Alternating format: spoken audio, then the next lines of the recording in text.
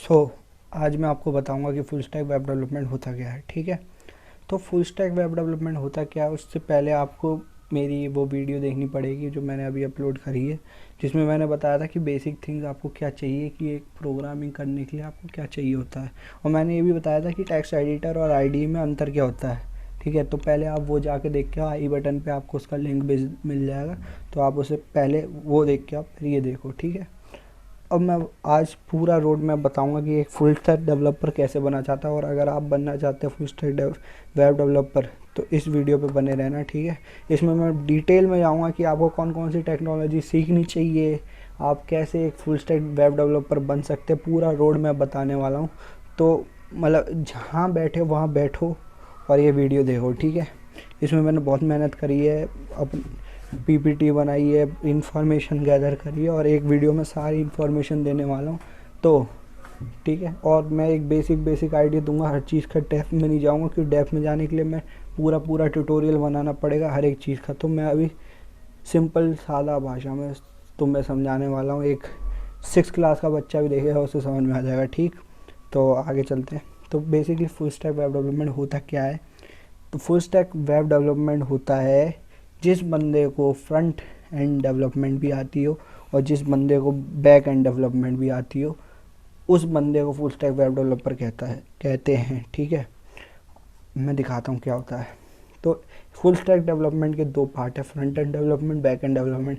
कुछ बंदे front end development सीखते हैं बस, कुछ बैक एंड डेवलपमेंट सीखते हैं, और कुछ दोनों सीखते हो, और जो दोनों सीखता है उसे फुल स्टैक वेब डेवलपर कहा जाता है। सिंपल सादा भाषा में तुम्हें बता रहा हूँ।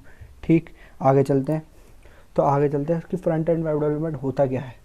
वो फ्रंट एंड वेब डेवलपमेंट होता है कि जैसे ही तुम एक वेबसाइट खोलते हो, कोई भी एक वेबसाइट खोलते हो, सपोज तुमने एक खोली facebook.com, खोल दी तुमने facebook.com, मैं पूरे वीडियो में फेसबुक के एग्जांपल से तुम्हें सब कुछ समझा दूंगा। ठीक है, चलो तुमने एक खोली facebook.com में वेबसाइट। ठीक, जो तुम्हें सामने दिखाई देगा फेसबुक का आइकन, लॉगिन के फॉर्म दिखाई देगा कि आपको ईमेल डालना है, वो डालना है, वो सब दिखाई दे रहा है। जो तुम्हारी आंखों के सामने दिखाई दे रहा है वो फ्रंट एंड कहलाता है। क्या कहलाता है? फ्रंट एंड कहलाता है। और जो पीछे रहता है उसे हम बैक एंड कहते हैं।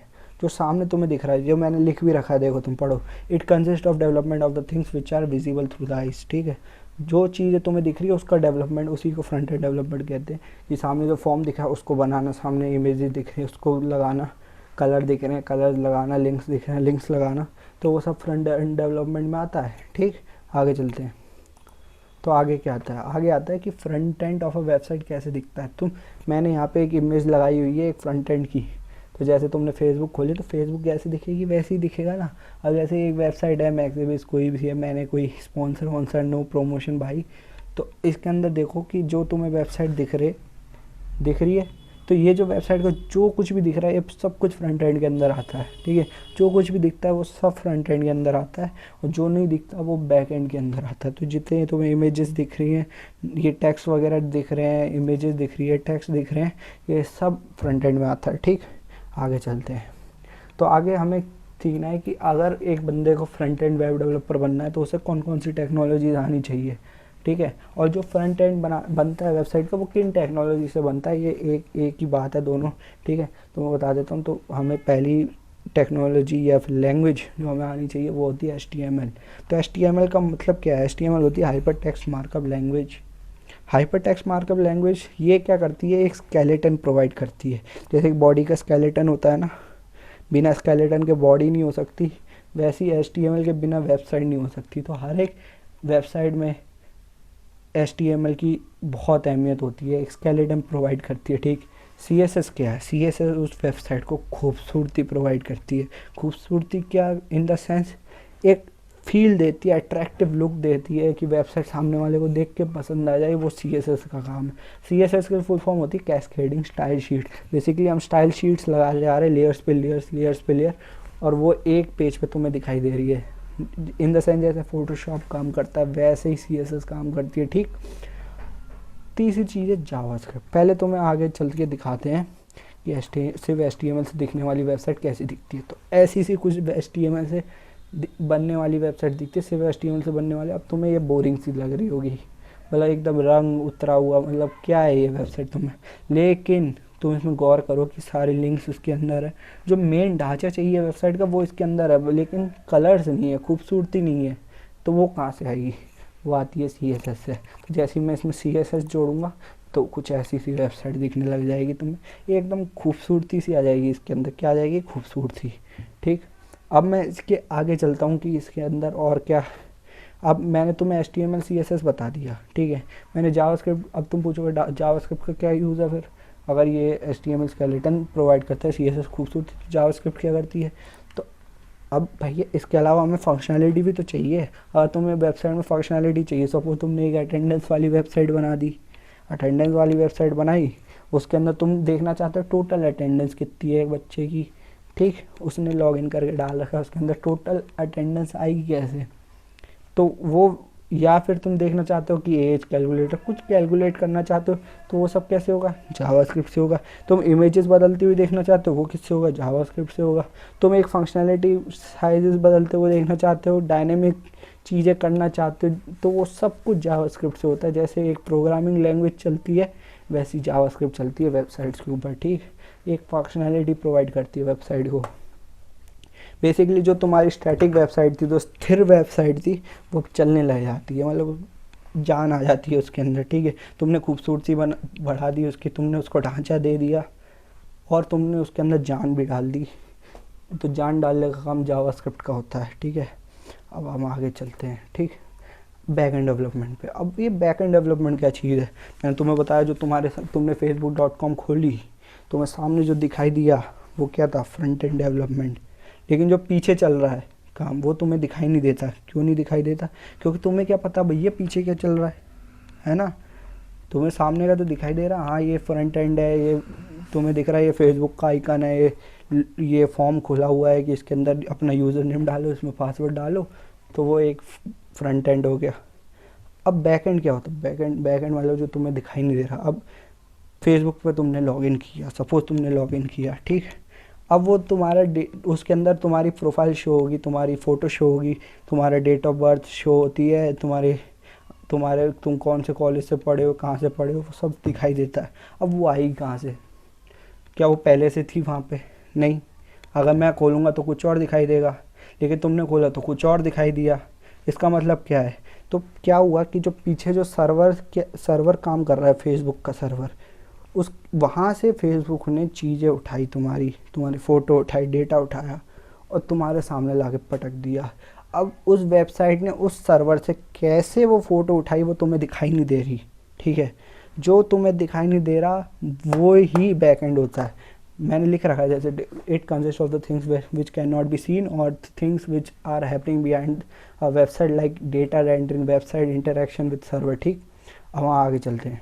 तो आगे चल के मैं बताता हूँ कि ऐसे बैक एंड में आखिर हो क्या रहा है, चल क्या रहा है, तुम्हें दिख नहीं रहा, लेकिन क्या प्रोसेसिंग चल रही है वो तुम्हारे माइंड में डाल देना चाहता हूँ कि क्या होता है। एक क्लाइंट होता है, क्लाइंट मतलब तुमने फेसबुक खोली तो एक वेब क्लाइंट हो गया, उसने रिक्वेस्ट पुल करी। रिक्वेस्ट क्या हुई? तुमने वेबसाइट क्या करती, चीज़ें मांगती, भैया इसने लॉगिन किया है, ये फलाना आदमी है, इसने लॉगिन किया, इसकी चीज़ें ला के दो।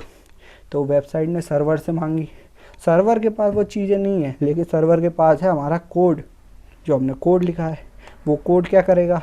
वो कोड जैसे तुम्हारी एंट्री तुमने दी, उस कोड को, एंट्रीज को पकड़ेगा, उसके बेसिस पे कि हाँ ये प्रथम सक्सेना है, इसने लॉगिन किया था इस आईडी से, इसका डेटा चाहिए मेरे को। फिर वो चीज़ें लेके वो जाएगा उसके पास और उससे रिक्वेस्ट पुल करेगा कि भैया इसका डेटा दे दो। किसके पास जाएगा? Data store. डेटा स्टोर का मतलब क्या है? डेटाबेस। अब डेटाबेस क्या है? तुम एक collection, huge collection of data है, मतलब सिर्फ तुम्हारे लिए तो फेसबुक नहीं है, बाकी लोगों के लिए भी, औरों का भी डेटा उसमें पड़ा है। तो अगर मैं जाऊँगा तो मेरा डेटा लेके आएगी, तुम जाओगे तुम्हारा डेटा लेके आएगी। वो लेके कैसे आ रही है? तो वो हमने सर्वर साइड कोडिंग कर रखी है उस पर, और उसी कोडिंग को बैकएंड कहते हैं। कि वेबसाइट कैसे पुल करेगी रिक्वेस्ट, सर्वर कैसे लेके आएगा डेटाबेस से डेटा, तो वो सब बैकएंड के अंदर आता है, ठीक। अब वो रिक्वेस्ट करा, अब डेटाबेस ने भेज दिया कि ये लो भैया इसकी डेट ऑफ बर्थ, ये इसकी प्रोफाइल, ये इसका कॉलेज का नाम, और वेब सर्वर ने उसको दिखाना है। अब वेब सर्वर कहाँ दिखाएगा? वेबसाइट में एक जगह दिखाएगा ना तुम्हारी प्रोफाइल और वो, तो जिस जगह वो चीज़ दिखानी है, सपोज तुम्हारे सबसे ऊपर फिर फ़ोटो आनी चाहिए, फिर तुम्हारे वो आना चाहिए कि कॉलेज कौन सा, और सबसे नीचे तुम्हारी डेट ऑफ बर्थ आनी चाहिए। तो वो कौन डिसाइड करेगा? वो भी हमारी कोडिंग डिसाइड करेगी, जो हमने server side back and coding कर रखी है। तुम्हें दिखाई नहीं दे रही, ठीक है, तुम्हें दिखाई नहीं दे रही कि अंदर हो क्या रहा है, नहीं दे रहा तुम्हें दिखाई, जो दिखाई नहीं दे रहा वही बैक एंड है। सिंपल सादा भाषा में अब तुम्हें समझ में आ गया होगा। साइड वाली ये चीज़ है, ये एप्लीकेशन के लिए, मैंने तुम्हें वेबसाइट के लिए बता दिया। अब हम आगे चलते हैं, ठीक, आगे चलते हैं। तो अब क्या है कि हमें लैंग्वेज, प्रोग्रामिंग लैंग्वेज की ज़रूरत होती है सर्वर पे रन करने के लिए, जो समझाएगी सर्वर को अगर ये एंट्रीज हैं तो ये लेके जाओ, ये रिक्वेस्ट करो, ये रिस्पॉन्स करो। तो वो चीज़ समझाने के लिए हमें प्रोग्रामिंग लैंग्वेज की ज़रूरत पड़ती है। अब ऐसा कोई किसी ने प्रोग्रामिंग लैंग्वेज बनाई ही नहीं कि ये वो सर्वर पे काम करे। तो क्या हुआ, कंप्यूटर साइंटिस्ट ने बोला, किसी कंप्यूटर साइंटिस्ट की थी फेमस, उसे मतलब कोई कंप्यूटर साइंटिस्ट था, उसे बहुत पसंद थी पाइथन। उसने बोला मैं क्यों नहीं इसे सर्वर साइड पे कोड करने के लिए यूज़ कर लूँ। पर उसे दिक्कत है कि पाइथन तो चलती नहीं सर्वर साइड में, तो उसने एक फ्रेमवर्क बनाया, क्या, जेंगो नाम का, जेंगो, ठीक। अब जेंगो बनाया, फ्लास्क बनाया, ऐसी। किसी को जावास्क्रिप्ट पसंद है, उसने नोड एक्सप्रेस एंगुलर जैसे फ्रेमवर्क बनाए। किसी को जावा पसंद है, उसने स्प्रिंग बनाया। अब ये रूबी तुमने सुना नहीं होगा, मुझे पता तुमने सुना नहीं होगा। रूबी क्या है? रूबी एक लैंग्वेज है, ठीक है, और रूबी ऑन रेल एक जापानीज फ्रेमवर्क है, जो कि बहुत अच्छा, मतलब बहुत सुंदर वेबसाइट बनती है, लेकिन इंडिया में इसका स्कोप नहीं है। क्यों? क्योंकि ये चीज़ नहीं है अभी, पूरे वर्ल्ड में नहीं है, इसके बहुत कम डेवलपर मिलेंगे तुम्हें, ठीक है। तो रूबी ऑन रेल एक और फ्रेमवर्क मान सकते हो जो वेब डेवलपमेंट के लिए है। अब ये समझ, इसका बेसिकली मेरा पॉइंट क्या है कि जो लैंग्वेजेस होती है हमारी प्रोग्रामिंग लैंग्वेज, वो बनी नहीं होती कि सर्वर पे काम करे, लेकिन लोग उसको उसके लिए फ्रेमवर्क बना देते कि जिससे वो लैंग्वेज काम करने लगती है सर्वर पे। तो ये जेंगो वगैरह है क्या, ये फ्रेमवर्क्स हैं जो इसको चलाते हैं सर्वर पे, ठीक है। अब आता है डेटाबेस। अब ये जो सर्वर है डेटा पुल कर रहा है, कहाँ से करेगा? डेटाबेस से करेगा, डेटाबेस मैनेजमेंट सिस्टम से करेगा। डेटाबेस मैनेजमेंट सिस्टम क्या होता है? तो डेटाबेस मैनेजमेंट सिस्टम होता है डेटा मैनिपुलेशन और डेटाबेस को मैनेज करने के लिए, ठीक है। और इसमें जो बेसिकली जो यूज़ होती है वो एसक्यूएल यूज़ होती है। एसक्यूएल होती है स्ट्रक्चर्ड क्वेरी लैंग्वेज, मतलब अपन क्वेरी चला रहे हैं, एडिट की, सिलेक्ट की, डिलीट की, क्रिएट की, मतलब हम जैसे क्रिएट करते हैं ना, टेबल क्रिएट करी, एडिट कर दे, डिलीट कर दी, अपडेट कर दी, तो यही तो काम होता है, वो एसक्यूएल करती है।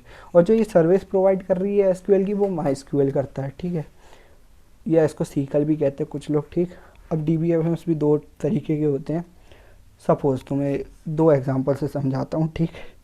एक है तुम्हारा एडमिशन के लिए एक फॉर्म है जो कॉलेज वेबसाइट कलेक्ट कर रही है, तो उसके अंदर तुम्हारे नाम मांगेगी, तुम्हारी डेट ऑफ बर्थ मांगेगी, तुम्हारे स्कूल का नाम मांगेगी, तुम्हारी क्लास 12 की परसेंटेज मांगेगी, मांग रही है, ठीक। और वो सब कुछ भरना कंपलसरी है, ठीक, तुम खाली नहीं छोड़ सकते, और खाली भी छोड़ दिया तो कोई बात नहीं, तुम्हारा फॉर्म तो गया, ठीक। अब इसमें क्या होता है कि आप इसमें वो एसक्यूएल सर्वर यूज़ करेगी, SQL database management system use करेगी। क्यों करेगी? क्योंकि इसके अंदर आपको एक पर्टिकुलर फॉर्मेट में डेटा चाहिए, कोई खाली नहीं छूटेगा डेटा, ठीक है, तो आपको चाहिए। ये लैग कब करता है एसक्यूएल डेटाबेस मैनेजमेंट सिस्टम? तब लैग करता है कि आपने सपोज आपको चाहिए कि आप इसमें से, मतलब ये जो 4 एंट्रीज बताइए, इसमें से आप नाम ले लो बंदे का और 12 की परसेंटेज ले लो, बाकी मांगो ही नहीं है, वो भरने हैं भरो, नहीं भरना नहीं भरो। उसने भरा नहीं, ठीक है, तो फालतू की जगह खाएगा वो, खाली जगह भी जगह खाती है, क्योंकि एक पर्टिकुलर रो मिल गई ना आपके नाम के लिए, 4 कॉलम वाली एक रो दे दी गई है एसक्यूएल डेटाबेस मैनेजमेंट सिस्टम के अंदर, ठीक है। अब आप उसको खाली छोड़ो, भरो, आपके नाम पे रो तो है ही, और रो एक जगह लेती है, ठीक। तो ये क्या करता है, एक्स्ट्रा मेमोरी कंज्यूम करता है। लेकिन जैसे ही अपन आते हैं ना नो एसक्यूएल में, जैसे ही नो एसक्यूएल में घुसते हैं, तो नो एसक्यूएल क्या करता है, नो एसक्यूएल के अंदर आपके लिए एक कलेक्शन बना दी गई, instead of table rows columns वो सिर्फ एक कलेक्शन दे देता है, आइटम्स दे देता, आइटम कलेक्शन बस, ठीक। उसके अंदर एक्स्ट्रा मेमोरी की कोई चिंता नहीं है, क्योंकि आपका जितनी मेमोरी लेगा यूज़र नेम पासवर्ड, वह उतनी मेमोरी देगा, पूरी रो की मेमोरी नहीं देगा, ठीक। तो एक्स्ट्रा मेमोरी रखती नहीं। ये दो अंतर है कि अगर आपको कंपलसरी 4 एंट्री लेनी है तो आप एसक्यूएल यूज़ करो, नहीं लेनी है तो बचाने के लिए नो एसक्यूएल यूज़ करो, ठीक। अब सीकल के अंदर या एसक्यूएल के अंदर माई एसक्यूएल है, माइक्रोसॉफ्ट एक्सेस है, ठीक। और नो एसक्यूएल के अंदर फायरबेस, मोंगोडीबी, बहुत अच्छे अच्छे डेटाबेस मैनेजमेंट सिस्टम है, बहुत फेमस है, ठीक। आगे चलते हैं। तो अब एक होता है बैक एंड टेक्नोलॉजी बंडल्स। थोड़ा इसको समझने की कोशिश करेंगे। क्या होता है कि मार्केट में टेक्नोलॉजी अनंत अनंत टेक्नोलॉजीज है। लोगों ने ट्राई करी वेबसाइट बनाने को, अलग अलग टेक्नोलॉजी, उनने ऐसे ऐसे पेयर उठा लिए जो आपस में मिलके, जो टेक्नोलॉजी 4-5 टेक्नोलॉजी आपस में मिलके बहुत अच्छा काम करती है, मतलब शानदार वेबसाइट बना के देती है, ठीक है। सपोज एक बंदे ने उठाया मार्केट में से टेक्नोलॉजीज उठाई, उसने बोला यार एक लिनक्स ऑपरेटिंग सिस्टम हो, अपाचे का सर्वर हो, एक माई एसक्यूएल का डेटाबेस हो, पीएचपी की डायनेमिसिटी हो, बस, और इतनी मस्त वेबसाइट बन गई उसकी। जैसी उसकी वेबसाइट बनी, उसने बताया यार इससे बहुत अच्छी वेबसाइट बनती है, लोगों में फैलने लग गई। तो लोगों ने एक कॉम्बिनेशन के रूप में एक बंडल बन के सामने आया कि हाँ इस 4 टेक्नोलॉजी को यूज़ करो तो बहुत अच्छी वेबसाइट बनती है। ऐसी किसी ने मीन यूज़ किया, मन यूज़ किया, DJR, ये तो मैंने नाम दिया DJRR, ठीक है। तो अभी मैं बताता हूँ, ठीक है, मीन मन ये सब मैं बताता हूँ। पहले आ जाओ लैम्प पे। तो लैम्प क्या है? लिनक्स ऑपरेटिंग सिस्टम है। लिनक्स की खास बात क्या है भाई? तो लिनक्स क्या है? एक ऑपरेटिंग सिस्टम है जो ओपन सोर्स है, ठीक। और जो अपनी विंडोज़ का लाइसेंस है, तो हमें बहुत चक्कर में पड़ जाते हैं लोग एक विंडोज़ सर्वर बनाने के लिए। तो लोग लिनक्स सर्वर सस्ता भी पड़ता है, बढ़िया बढ़िया काम में भी आता है, ठीक है। इतनी चक्कर नहीं है लाइसेंसिंग वगैरह के, ठीक। इसके अंदर अपाचे क्या? अपाचे एक HTTP सर्वर प्रोवाइडर है, ठीक। और माई एसक्यूएल क्या है जो मैं बता चुका, PHP डायनेमिसिटी ऐड करने के लिए लैंग्वेज है, ठीक। अब हम आगे चलते हैं। ये 4 चीज़ें यूज़ करके लोगों ने बनाई, बहुत अच्छी वेबसाइट बनी और ये फेमस हो गया, ठीक। ये नए ये नया बंडल आए हैं मार्केट में और ये बहुत फेमस बंडल्स हैं। वो तो पुराना हो गया लैम्प। तो मीन पे आते हैं। मीन क्या होता है? मीन का मतलब है MongoDB, express, angular, node. MongoDB क्या चीज़ है? सब मोंगोडीबी तो मैं तुम्हें बता चुका, नो एसक्यूएल है। एक्सप्रेस क्या चीज़ है? एक्सप्रेस लाइब्रेरी है जो सर्वर पे चलाती है। एंगुलर नोड भी तुमने नहीं सुने, तो पहले तुम्हें नोड से ही बताना शुरू करता हूँ। तो नोड क्या है? एक कंप्यूटर साइंटिस्ट था, उसने बोला यार जावास्क्रिप्ट है ना, जावास्क्रिप्ट ना काम सिर्फ ब्राउज़र्स के इंजन पे करती है, ब्राउज़र पे कंपाइल होती है। इतनी अच्छी लैंग्वेज ब्राउज़र पे कंपाइल हो रही, बताओ कंप्यूटर पे चल नहीं रही।